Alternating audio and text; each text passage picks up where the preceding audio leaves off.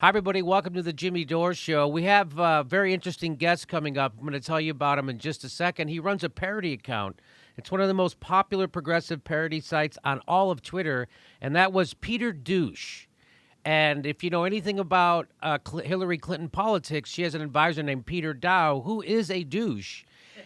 And so here is the account, Peter Douche at Angry Burner. And here's some of the work he did. We featured this in our Portland show just last week. For instance, Nancy Pelosi said she wasn't interested in looking back on the rigged election. And so Peter Douche says Democratic rising star Nancy Pelosi gets it. Nobody involved in rigging the primaries is interested in looking back at the rigged primaries. So that's the kind of beautiful work that Peter Douche did. And if you, again, this happens. So if you go to follow him, it said, and that's such a hilarious header for his Twitter, owned together. That's so funny. Anyway, everything about it. And if you look right in his description of his account, it says, Twitter makes me say I'm a parody. So his name is completely spelled differently. It's not Peter Dow, it's Peter Douche. And in the first line, it says, I'm a parody. So I don't know what else they want. So here's the actual Peter Dow. He then tweeted this: a derogatory leftist account impersonating me was suspended. He wasn't impersonating you. His last name was Douche, and he said it was a parody. He wasn't impersonating you.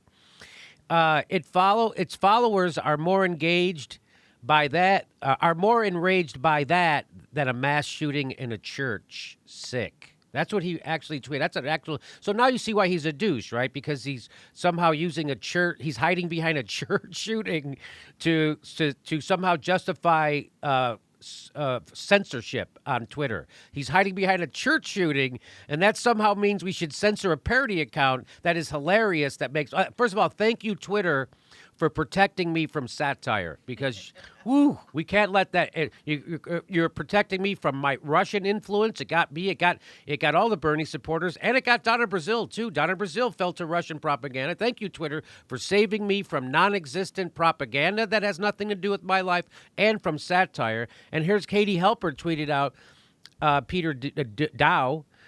She says, this guy is such a narcissist, he can't see how obvious his disgusting and inappropriate self-serving use of a mass church shooting is. Sick.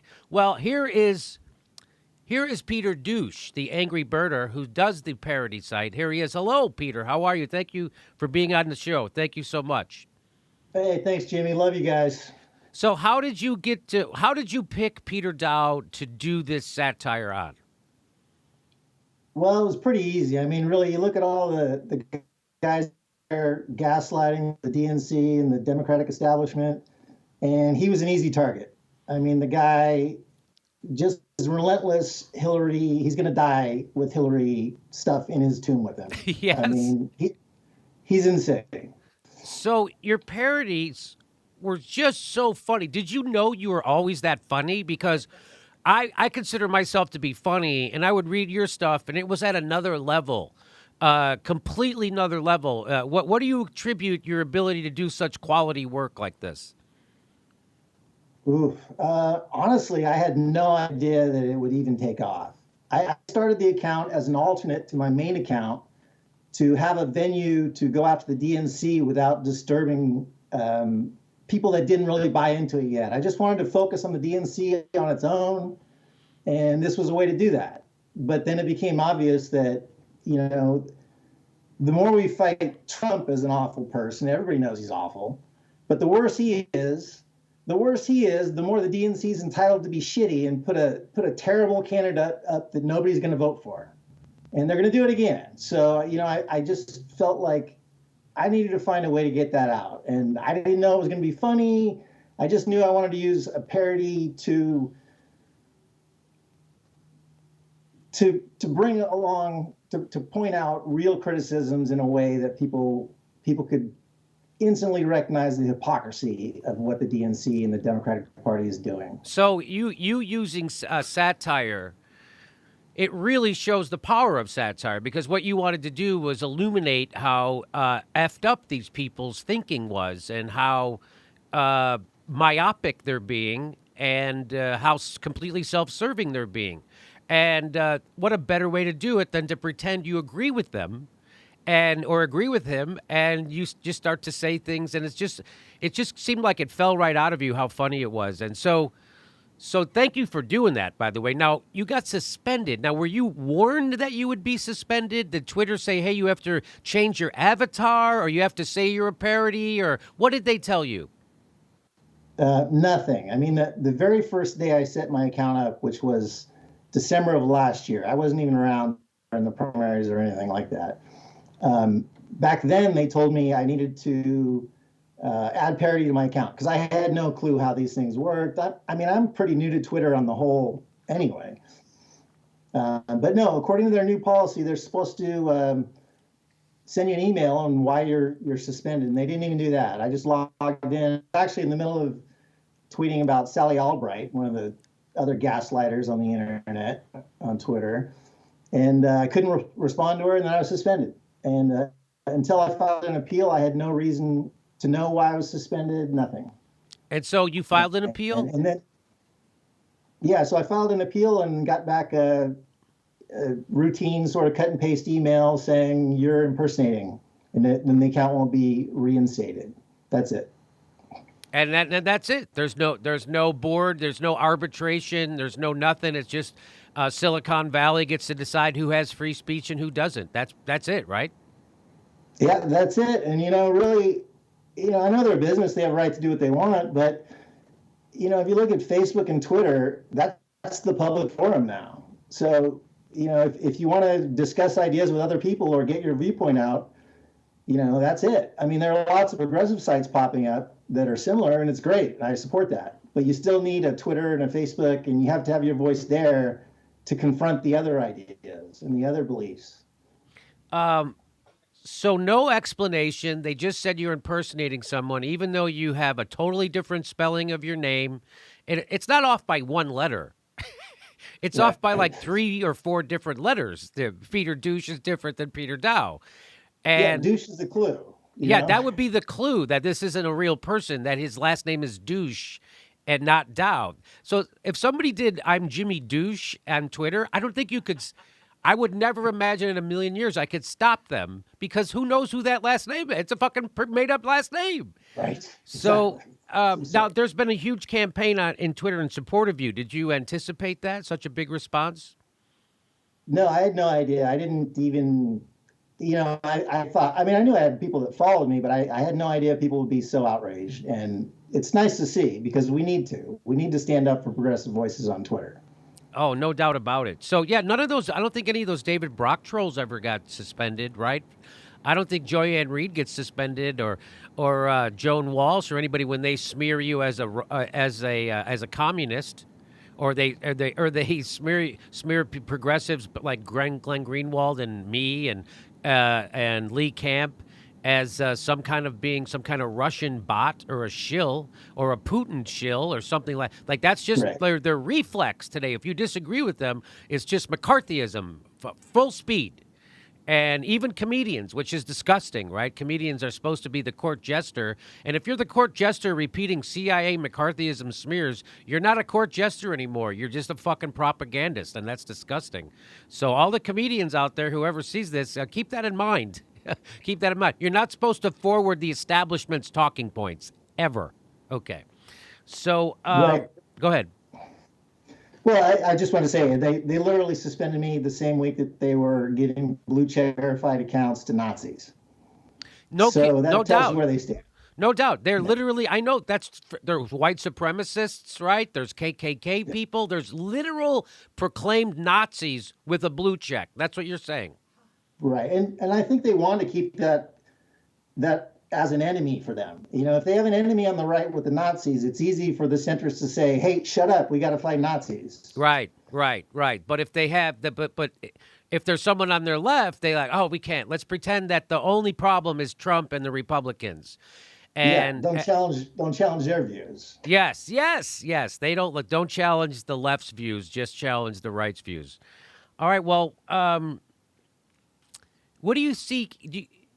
Do you see this? I see this continuing forever, that they will come together to squash the progressives, meaning the corporate Democrats and Silicon Valley, which is what they've done. Now, you call yourself an angry burner, meaning that comes from Bernie Sanders.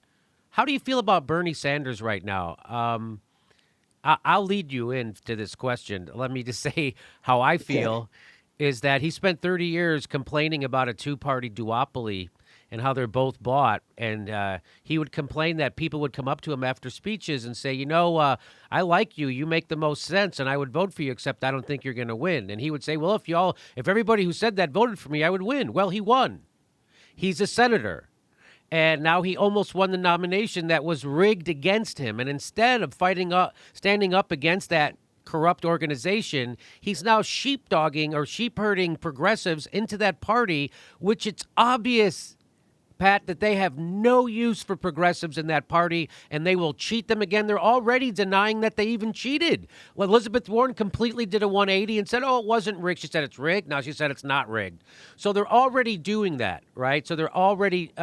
So how do you feel about Bernie Sanders and his lack of a call for a third party, A, him not leading it, and then C, him sheep herding progressives into a party that's a graveyard for progressives? That's really a tough one. I mean, I didn't get involved in supporting Bernie because of some love for Bernie. It was his ideas. It was the first person I could truly trust. And I think that's how America felt about it. You trusted him. And I still do. I think his motives are good. I think he wants to reform the party. But when you look at what's happening within the party, it's obvious they don't give a shit about changing. I mean, they don't give a shit about winning. I mean, if you just want to cut to it. I mean, you got the Unity Reform Commission set up to try to bring in the Bernie folks. That was the whole initial idea. And they can't even listen to the URC's recommendation to get rid of superdelegates. The most pointless. I mean, superdelegates are like the don't pick Tim Kaine again. It's even worse than that. It's just like, if you can't throw us that, you're not going to ever get the progressives back that you need to win again. And if you do win again, you're a shitty party. So.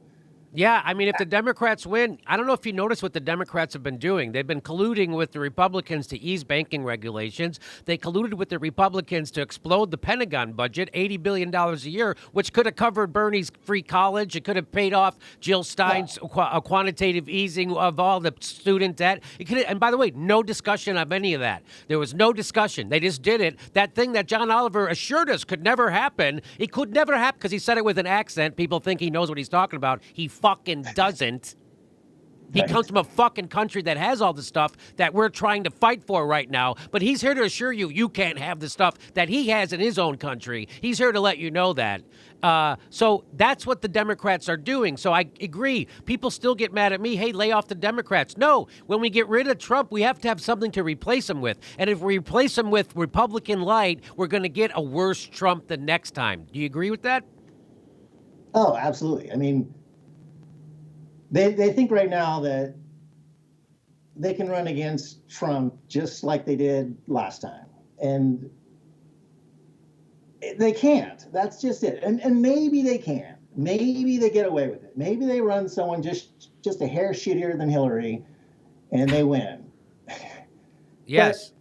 But, that's not acceptable. It's 3 years before the election. And we're not supposed to speak up now. Like, when do we speak up? If we can't. Like, if you can't address it after the election, well, so next year is the midterms. We can't talk about it during the midterms. And then the next year after that, we're queuing up for 2018. So we can't talk about, 2020. We can't talk about it then. So right now we're just stuck with Kamala Harris. Let's just face it.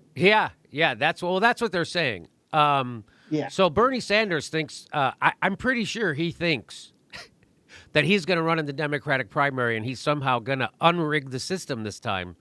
And they're not going to cheat him, and all the superdelegates are going to go to him. And, again, he's stuck with a party of people that are the problem. The problem isn't the Republicans. The problem is the corporate takeover of both of our parties. And the only way to reform the Democratic Party is with a third party. It's obvious. After they lost to Donald Trump, What did they do? They started taking corporate money at the DNC. They moved to the right. They just purged all the progressives off the Rules Committee, ensuring that the primary will be just as rigged the next time. What are they possibly doing? The Democrats, again, went along with that Pentagon budget. They're going along with easing banking regulations. What other horrible stuff that they're doing that we're not aware of right now? I'm sure a lot of it. Do you think the Democratic Party is capable of reform, Pat? I don't think so, and that's why I'm pushing for a third party. You know, the labor movement, I don't know if you watched my show, but the labor movement, I'm talking about labor unions, meaning AFL-CIO, meaning the teachers' unions, Randy Weingarten. They came together and said, we need to start a third party. So it's not just crazy YouTubers like me. It's even a solid union leaders saying that we need a third party. Do you think we need a third party, or do you think the Democrats can get it done from inside? Oh, we need a third party. I mean, you know, the Democrats, you could have held out hope that they could themselves. I mean, you know, I want to, I know how hard it is to come from the outside. I want to believe they can reform and possibly institute some changes to get, you know, but they can't. They just can't. You can't look at anything they've done and say that they have the willingness to, because it for so long Twitter and the internet and progressives were fighting for Democrats to realize, like, okay, this is what you did wrong. And when we felt like, oh, they're tone deaf and they're just not listening, and we'll just hammer them with the message of what we want, and that'll change things. But now it's clear that they don't care. I mean, they get the message. They just need to fight and keep burning his ideas and progressives out so that they can keep, you know, I hate to use the oligarchy word, but I mean, that's what we're looking at. Well, Pat, I mean, you're not the only, you didn't invent the oligarchy term for what's happening right now. The first time I heard it was Paul Krugman. So Right. that's a Hillary Clinton supporter and a Nobel or a Pulitzer Prize winning economist. I'm pretty sure he's a Pulitzer. He has one of those prizes, a Nobel or a Pulitzer. I think a Nobel. And he's the one who said, he was on a debate with Chris Hedges, and he said, hey, look, we're living in an oligarchy. That's the fact. He just admits it, right? And he doesn't go, so we need to fight like hell every moment of our life against this until we can think of strategies to overturn it. His thing was, we have to vote for Hillary and hope for the best. So we do live in an oligarchy, Pat, so don't feel bad about saying that, you know. There's a reason why people are saying that. It's because it's 100% true. Go ahead. Yeah, well, I was just thinking, you just had Klubeck, with a big donor, the casino guy. Right. The billionaire. He was just on MSNBC. I don't remember his show, but, you know, he basically said Nancy Pelosi and Chuck Schumer told him that they won't go more left. They assured him the party's safe, they're not going more left, because that's what it's come to. So anything you believe that they say is bullshit. Behind the scenes, they're telling all their rich donors, don't worry, we're not going to go left. I hear you. That's exactly what they're telling their donors. We're not going farther left. In fact, we're not even going to use the millionaire or billionaire word anymore. Yeah, that's off limits. That's off limits. What kind of a goddamn part? So, again, I couldn't be more disappointed in Bernie Sanders than I am right now. And I'm hoping that he's smarter than me, and he's playing chess and I'm stuck playing checkers. Although it's sad that a dumb guy like me has been right this whole time about everything, and the people who are the smarty pants people have been 100,000 fucking % wrong about everything. So I don't think that. Yeah. I think what Bernie's doing right now is a huge mistake. And it was a huge mistake for him to back Clinton right after they cheated him out of the primary. If he didn't do that and he just said, I'm going to run as a Green, do you know how fucking progressive the Democrats would have got immediately? Do you know what they would have had to do to get the fucking progressives to vote for Hillary Clinton if he said, I'm not going to? Do you realize how different a Democratic Party we would have had than we have right now? He could have said, hey, we get rid of, because that was during the platform. He could have said, hey, we get rid of the fucking super delegates. Hey, we get rid of this. Hey, we get rid of that, or I'm going with Jill Stein, and they could have.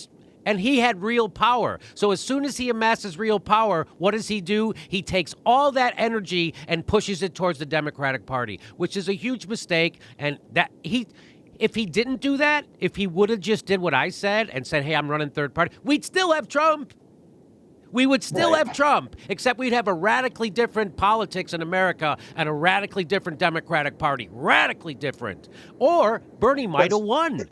We already know what happened. He did the wrong thing, and Hillary Clinton fucking lost because she's a repulsive candidate to half the country. They knew that 8 years ago, which is why she lost to Barack Obama 8 years ago. So, again, Bernie Sanders just seems like he's now running scared and doesn't want to make enemies inside the Democratic Party, which they just prove they don't give a shit about him. They completely rigged the system against him. So we got screwed out of a progressive president. He doesn't even seem angry about it. Hey, I'm with you. I'm just praying for chess, but that prayer is just such a long shot at this point. I mean, where do we go? I mean, I don't have the answers. You know, I look at it and think, can you trust Democrats now? That's all. No. Of course you can't trust them. Of course. You know who I trust like one Democrat, maybe two. I trust Tulsi Gabbard. I trust her. I trust Ro Khanna. Nina? I think that's it. Yeah. I think that's about it. I trust Tim Canova, but he's not elected. So I don't know. I'm sure there's another Democrat somewhere I trust. It certainly isn't Elizabeth Warren anymore. So I don't. So again, we need a third party, and if there was a third party that polled at 5 or 10%, they would have to come together in a coalition. They would have to have a platform that the progressives agreed to, or they would lose forever. By the way, but what you said is, I don't think they care about losing, and that might be the fatal flaw in our country, is that the opposition party doesn't care about losing.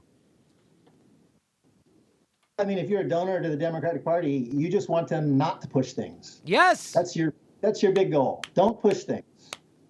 Don't push for campaign finance reform. Don't push for clean water. I mean, just you can simplify it to any issue, but don't push for too many changes. Yes, that's it. Well, as Cenk Uygur has said many times, is that the reason why the Democrats don't push for anything and the reason why they don't have a spine is because they're chosen that way. The donors choose Chuck Schumer, that guy. Wouldn't ask him directions to the freeway. He's supposed to be the leader of the Democrats in the Senate. You got to be kidding me. So he's chosen by the Wall Street donors to be the leader. Nancy Pelosi is chosen by the health insurance and big pharma and big fossil fuel. And she's chosen to be the leader. They give them the most money. They take that money and they spread it around their colleagues in Congress and they vote for them to be leader. It's got nothing to do with being a leader. It's got nothing to do with a legislative agenda. It's got nothing to do with a vision for the country. It's got nothing to do with anything except fucking money like it always did. So what are you doing to help start a third party? Is there anything? Are you talking to people? What's going on? Well, I mean, I've got a lot of networks of progressives, and the trouble right now is you've got splintered groups. And it's at the point where even among progressives, I wish they would back it down a little bit and not be so dismissive of someone that has a different strategy. Yes. Yeah, like what would be some of the strategies that they're dismissive of? Well, I mean, you've got inside strategy with Bernie and the DNC. I mean, you've got outside strategy with third parties. You've got people in the Greens. You've got people in the draft Bernie. You've got Progressive Party. All their ideals are probably the same. So to dismiss the people with the different plan for it really doesn't help our cause. I mean, I think at some point we have to come together, but it's just, we're the leader in the overall movement now. That could be Bernie still. Yes, it still could be. If he decided to, of course it could be. But he has to decide to. He has to decide to stand up against the corruption inside the Democratic Party, call it out for what it is, and say, I'm starting a new party, and put the fear of God into them. And that's the only way they're going to change. There is Nick Branagh, right, who started Draft People's Bernie. Party. He's now shifting Yeah. to a People's Party, right? So he's trying to get all the people on the left together. So there are the DSA, there is the SA, there's the Green Party, there's Our Revolution, there's all kind of worker parties, there's the unions that are starting a labor party. So and what you said, we all probably share the same ideals and the same policies agenda. So he's trying to coalesce those progressive groups under an umbrella of the People's Party, which I hope he's successful. I'm not, skilled at doing that kind of thing. Nick is, so my fingers are crossed that he can. If we did do that, we're first of all, just the Bernie voters were half the goddamn Democratic Party, 13 million votes in the primary alone, and those were primaries that were closed. Right? So imagine if they were open, how many more votes he would have got. The guy won 23 fucking states.